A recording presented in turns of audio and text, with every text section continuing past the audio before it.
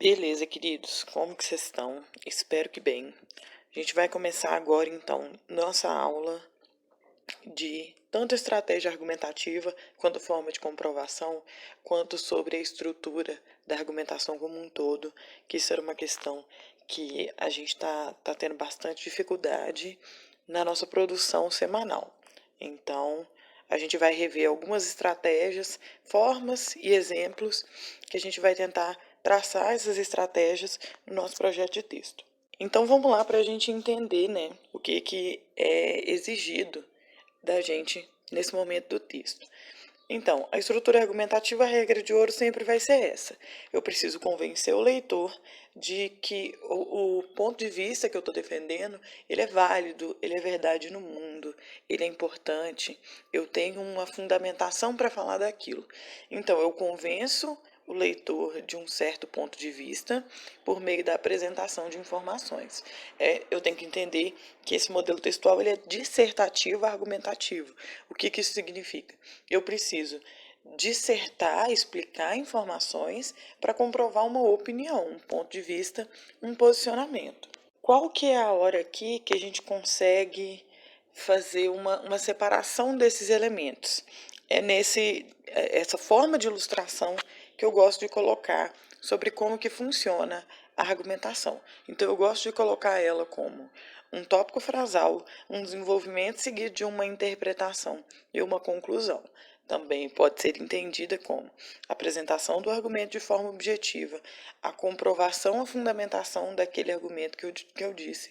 E isso é acompanhado de uma marca de opinião mais o fechamento da ideia. Vamos lá. Se a gente pensar em o que é um tópico frasal, o que eu quero dizer quando eu digo que uma coisa ela foi topicalizada. Às vezes a gente diz isso muito, que eu topicalizei um conteúdo para uma aula. Eu estou querendo dizer que aquilo foi resumido em tópicos curtos. Então eu peguei uma ideia complexa e eu topicalizei, eu resumi ela normalmente a gente faz aqui em uma sentença. Então, por exemplo, aqui seria o momento que se eu tenho um argumento que eu digo que a gravidez na adolescência é causada por um problema de educação, eu digo que eu começo o argumento dando esse tópico frasal dizendo o problema da gravidez na adolescência muitas vezes é ocasionado pela precariedade de educação. Então eu já aviso o meu corretor qual que é o meu argumento antes mesmo que ele comece a ler sobre esse argumento. Isso é uma das formas de argumentação, como eu tinha dito no slide anterior. O ponto principal é conseguir fundamentar um argumento, é conseguir comprovar um argumento. Eu gosto de organizar assim porque eu acho que eu mostro para o corretor que eu de fato me dei o trabalho de fazer aquele projeto de texto. Eu mostro que no início do argumento eu já sabia o que eu ia abordar ao longo desse argumento e mantive essa mesma ideia no final. Então, eu acho que ajuda na nossa organização. O desenvolvimento, como com a comprovação desse tópico frasal, ele normalmente é uma dissertação. Ele normalmente é uma explicação de uma verdade no mundo. Ele tem pouca marca de opinião. Porque eu acabei de dar minha marca de opinião, né? Não tem porquê eu comprovar uma opinião com outra linha de opinião também. Eu preciso de uma informação um pouco mais concreta. Posso colocar um dado, posso colocar uma pesquisa, uma reportagem, mas também posso explicar uma situação verídica no mundo, né? Então eu vou dizer, por exemplo, que existe um problema de investimento na educação no Brasil. Eu descrevo a situação que a gente vê, que são de escolas superlotadas, escolas sem verba para material, escolas passando por dificuldade de merenda. Isso é menos opinião, né, mais verdade no mundo, e não é necessariamente um dado. Ainda assim, ele é uma boa comprovação. O que eu faço depois dentro do desenvolvimento, eu interpreto, porque eu preciso mostrar que eu entendi que esse modelo textual, ele é metade dissertativo e metade argumentativo. Então, eu digo, por exemplo, no caso do exemplo das escolas, que isso comprova uma falta de responsabilidade estatal, aí eu já estou colocando num ponto de vista meu, eu uso a verdade no mundo, que é a precariedade das escolas, para dizer que é falta de prioridade, né, na organização das prioridades do investimento do governo. faço a conclusão porque é interessante que eu anuncie para o meu corretor que aquele argumento acabou, que agora ele não vai ler mais necessariamente sobre esse ponto específico, que o meu texto ele está seguindo, ele não tem uma mesma ideia circular. Então, no primeiro argumento eu anuncio que eu vou passar para o segundo argumento, e no segundo argumento eu anuncio que a parte argumentativa fechou, e agora a gente vai passar para a parte de resolução dos problemas, agora a gente vai ter uma proposta de intervenção, por exemplo. Bacana, então a gente entendeu a estrutura obrigatória, agora a gente vai passar para as formas que a gente pode abordar essa estrutura obrigatória. O que acontece? O Enem dificilmente vai cobrar esses conceitos para a gente. É raro a gente ver uma questão que vai te pedir sobre necessariamente o nome de uma estratégia argumentativa. Ainda assim, eu acho interessante que a gente internalize essas informações, porque às vezes uma abordagem argumentativa e uma abordagem de comprovação vão me deixar com mais facilidade para comprovar e argumentar sobre um assunto, enquanto outra forma argumentativa vai me mostrar uma possibilidade de facilidade em outro assunto. Às vezes eu tenho muita dificuldade de comprovar um assunto por um ponto de vista específico e depois em outro, mais facilidade em outro. Isso também ajuda para que a gente não fique agarrado no meio da escrita de um texto. Se a gente acha que é só uma forma engessada de argumentar, uma fórmula, né, só de argumentar, vai ser muito difícil para a gente, às vezes, falar de assuntos que a gente sabe demais ou que a gente sabe de menos. Então, é interessante treinar cada uma dessas estruturas para que ao longo do ano e na semana da prova, a gente sente para fazer a prova com uma estratégia argumentativa minha, no sentido de que essa é a que eu sei, que eu domino, essa é a que eu tenho facilidade, eu tive mais prática nessa, né? Então, a estratégia argumentativa sempre vai ser boa para organizar melhor o nosso texto, porque a gente vai organizar ela no projeto de texto também. A primeira estratégia argumentativa que a gente vai ver aí é a famosa, né, causa e consequência. Então, basicamente, eu coloco um exemplo aí. Se vocês quiserem pausar, eu vou disponibilizar o slide, mas se vocês quiserem pausar o vídeo para entender, porque a gente vai fazer um exemplo das duas formas, tanto de causa e consequência, quanto da comprovação por exemplificação. Vocês vão ver que tem vários tipos de combinação que a gente pode fazer. A gente pode usar qualquer estratégia argumentativa junto com qualquer forma de comprovação. Isso vai abrindo o nosso horizonte de possibilidades. Então, a estratégia argumentativa, né, a forma que a gente vai escolher guiar as minhas ideias principais é de causa e consequência. No primeiro argumento, eu apresento uma causa para o problema, e no segundo argumento, eu apresento um efeito, uma alteração que foi feita no mundo devido ao problema.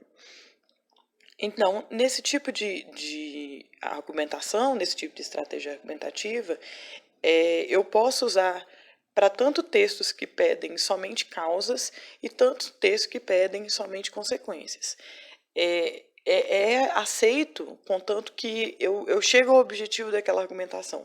Se o texto está me pedindo efeitos e eu faço um argumento de causa, eu preciso em algum momento mencionar o efeito daquilo, porque isso foi me pedido na frase temática. Assim como o contrário, né? Se um anunciado me pede a razão de um problema, eu posso fazer um argumento de consequência, contanto que em algum momento eu aponte a razão que aquilo começa, que aquele problema se inicia. Eu fiz nesse caso aqui a comprovação por exemplificação, porque eu ilustro o problema que eu estou abordando, nesse caso, o fato da violência institucional está relacionada a preconceitos pré-existentes no mundo, com exemplos de preconceitos no mundo, de problemas causados por preconceitos no mundo. Faço no segundo argumento a mesma coisa, que eles fazem a supressão de um serviço a uma parcela da população. Como que eu faço? Eu dou um exemplo de uma situação no mundo que esse problema acontece de forma prática. Eu faço uma ilustração do que eu estou dizendo. O nosso segundo exemplo, ele é uma estratégia argumentativa de enumeração, e a forma de comprovação dela é de repertório sociocultural. Beleza. O que seria a enumeração? A enumeração é quando eu coloco dois itens que eles teriam, por exemplo, numa lista a mesma importância. Essa é a relação que um tem com o outro. Por exemplo, uma causa e o outro é outra causa. Nesse tipo de enumeração, por exemplo, eu posso fazer causa-causa e consequência-consequência. Eu posso dizer, esse é um dos problemas e esse também é outro dos problemas. Eu posso fazer uma relação de dois itens que eu não vou abordar, que, por exemplo, um tem mais importância do que o outro. Normalmente, eu costumo dar a dica de deixar para o segundo argumento. O argumento mais forte, o argumento que o aluno identificou que foi o argumento melhor construído dele, porque a última impressão que o leitor fica do texto faz mais sentido, né? Que eu encerre com uma boa impressão para o corretor de como que é a minha estratégia argumentativa, mas não é uma questão, por exemplo, nesse caso, de que um argumento ele é a principal causa, por exemplo. Não faz muito sentido eu fazer uma argumentação por enumeração e em um dos argumentos eu digo, e essa é a maior causa, ou o pior, né, ou a mais grave das consequências, porque não é isso que a gente está fazendo aqui. A forma de comprovação, a gente cita obras no mundo, né, repertório sociocultural. Os dois, se eu não me engano, isso. Um é um documentário e o outro é sobre um filme. Posso fazer isso com qualquer tipo de repertório sociocultural, com teoria de filósofo, com música, com livros. Essa foi só um exemplo de como que a gente pode abordar essa questão. Por último, mas não menos importante, nós temos aí a estratégia argumentativa de pontos positivos e pontos negativos por comprovação, por comparação. Pontos positivos e pontos negativos é uma coisa que a gente tem que ter uma certa atenção, porque assim, não é todo assunto que eu posso concordar no sentido de que a prova tem que respeitar os direitos humanos. Então não é interessante, por exemplo, que eu concorde que o aumento da taxa de mortalidade infantil é positivo, independente da razão, né? Ainda que eu arrume uma razão para comprovar aquilo ali. É interessante que eu concorde com o texto de apoio também. Se eu estou vendo que o texto de apoio está me induzindo só a discordar de um assunto, não é muito aconselhável que eu faça uma argumentação que gira em torno da defesa daquele ponto de vista, porque eu já estou observando como que a banca quer que eu entenda aquele ponto de vista. Mas eu posso, ainda é uma estratégia argumentativa, que eu posso usar para qualquer tema, porque ainda que é um tema que é difícil eu defender ele, se eu disser assim, por exemplo, o problema do saneamento básico no Brasil. Ninguém vai, assim, não é interessante, né, que eu defenda um argumento dizendo que é positivo que algumas pessoas não tenham saneamento básico. Mas eu posso fazer uma argumentação por ponto positivo e ponto negativo se eu defendo a evolução do problema. Eu digo que no passado o problema do saneamento básico ele já foi mais grave, ele já foi mais negligenciado, que a gente já teve alguns avanços. Porém, ainda mais se for um texto de apoio que está me induzindo sempre a discordar daquilo, eu faço um segundo argumento construindo com porém. Ainda é um problema de natureza muito negativa, que causa problemáticas inúmeras, né? Então, esse eu fiz com comparação. E o que a gente vai fazer? A gente vai fazer alguns traços de comparação com algum assunto.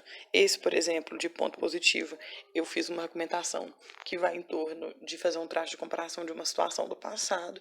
Então, se a gente diz, por exemplo, que teve uma lei que alterou o problema no passado, é porque o contexto daquele momento ele pediu uma lei. Então, eu faço uma comparação com hoje. Depois dessa lei, a gente tem uma evolução grande no assunto, então ele sofre por avanços, ele passa por avanços. E no segundo argumento, eu faço uma contextualização de um problema agora, eu faço uma contextualização de outro país. Eu peço para tomar um pouco de cuidado, porque não é interessante que a gente faça traços absolutos de comparação. Se a gente diz, por exemplo, que na Suíça tem um sistema de combate à corrupção que é X. Logo, o mesmo deveria ser feito no Brasil. Não é interessante que eu faça um traço de comparação raso, assim, porque a Suíça ela tem um outro contexto social. Eu preciso mostrar riqueza na análise do contexto que está sendo me pedido agora. E normalmente a prova do Enem, ela pede o contexto brasileiro. Então eu não posso só descrever, por exemplo, o contexto da Suíça e dizer que como foi bom lá vai ser bom aqui. Mas eu posso analisar o sistema de um problema que eu discorro sobre a corrupção brasileira, por exemplo, e aí eu digo que historicamente a punição tem funcionado.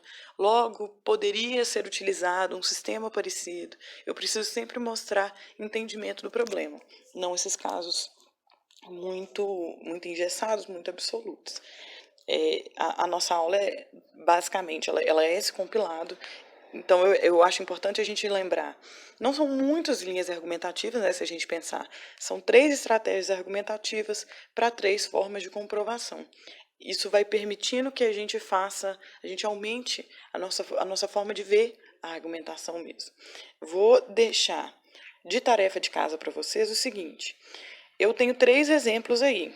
São 6 argumentos, porque cada um exemplo tem 2 argumentos. Eu acho interessante que a gente treine a identificar a estrutura dentro desse argumento. Então, eu acho um exercício bacana de vocês produzirem, de pegarem esses 6 exemplos e marcarem o tópico frasal, o desenvolvimento, a interpretação e o fechamento de cada um deles, porque isso vai me ajudar a ver esse sistema como um todo. Então é isso. Espero vocês tanto fazendo a produção semanal, tanto fazendo esse exercício nosso